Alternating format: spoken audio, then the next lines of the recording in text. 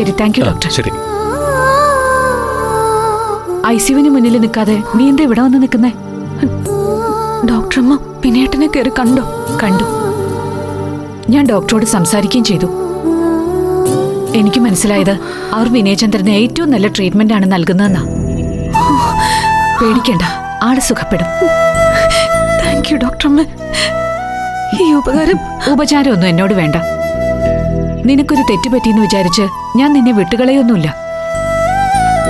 നീ പറഞ്ഞ പോലെ എന്റെ റബേക്കയുടെ സ്ഥാനം നിനക്ക് എന്നും എന്റെ മനസ്സില്. മക്കൾക്കൊരബദ്ധം പറ്റിയാ മനസ്സിന്ന് പറിച്ചറിയാൻ പറ്റുമോ? ഇല്ലല്ലോ.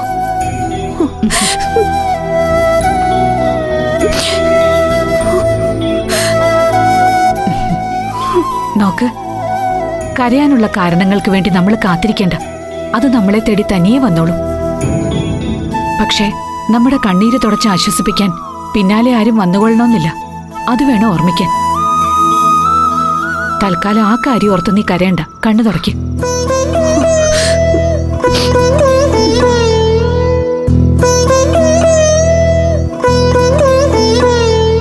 നിയമപ്രകാരം മഹേശ്വരിക്ക് നിന്നെ ഒന്നും ചെയ്യാൻ പറ്റില്ല. മാത്രമല്ല, സറോഗസിക്ക് വേണ്ടി നിർബന്ധിച്ചാൽ മഹേശ്വരിക്ക് ജയിലിനകത്ത് പോവേണ്ടി വരികയും ചെയ്യും. അതുകൊണ്ട് മഹേശ്വരിയുടെ ആഗ്രഹത്തിന് നിന്നെ ഞാൻ വിട്ടുകൊടുക്കില്ല. നിനക്ക് എന്നെ വിശ്വസിക്കാം. ഡോക്ടറമ്മ ഉള്ളതുകൊണ്ട് ഇപ്പൊ എനിക്ക് ഒരു പേടിയില്ല, വിശ്വാസം മാത്രമേ ഉള്ളൂ. ഏയ്, മഹേശ്വരിയുമായി മത്സരിക്കാൻ ഞാൻ മാത്രം മതിയാവില്ല. അവളുടെ സ്വഭാവം വെച്ച് നീ വേറെ ആരെങ്കിലും കൂടി സഹായത്തിന് കണ്ടുവയ്ക്കുന്നത് നല്ലതാ. എന്റെ കൂടെ നിൽക്കാൻ എനിക്കിപ്പോ ഡോക്ടറമ്മ മാത്രമേ ഉള്ളൂ. വിഷയം ഇതായതുകൊണ്ട് സ്വന്തം പെറ്റമ്മയോട് പോലും ഇതൊന്നും പറയാൻ പറ്റില്ല. നാളെ എന്തായാലും അറിയാം. മഹേശ്വരിയെ എന്തായാലും നമുക്കൊന്ന് ചെന്ന് കാണാം.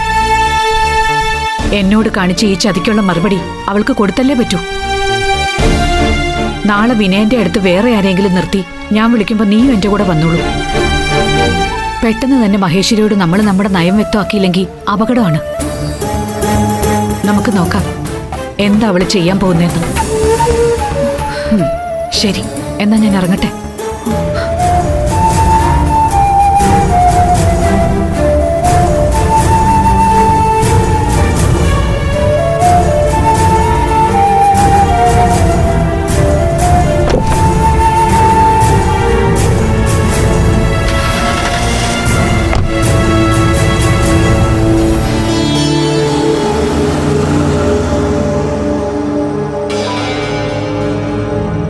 ഫ്ലവേഴ്സ് സ്മാർട്ട് ഷോ ശനി ഞായർ ദിവസങ്ങളിൽ രാത്രി 9:30 ഫ്ലവേഴ്സിൽ.